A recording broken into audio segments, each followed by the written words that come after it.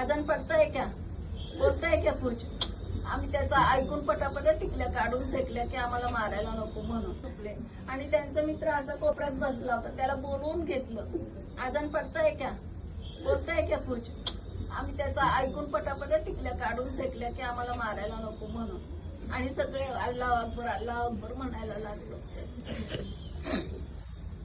जोर जोरात अल्लाहचा दावा करायला लागलो. मग तो गेला निघून. पण या दोघांना मारून टाकलं. अजून एक आमच्या बरोबर होता, त्या तंबूच्या मागे बसलेला, त्याला पण मारलं. तुम्ही ते काय वाचा,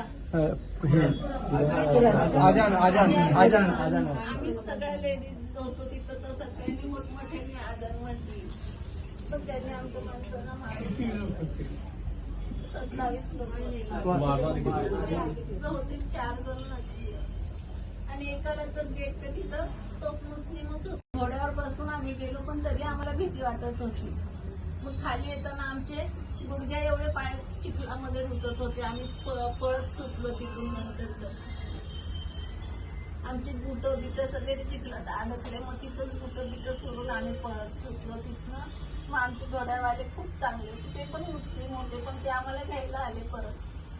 आम्ही जो ड्रायव्हर केला होता त्यांनी पण आम्हाला शेवटपर्यंत साथ दिली. तो पण खूप ढसा रडला. खूप चांगली माणसं होते.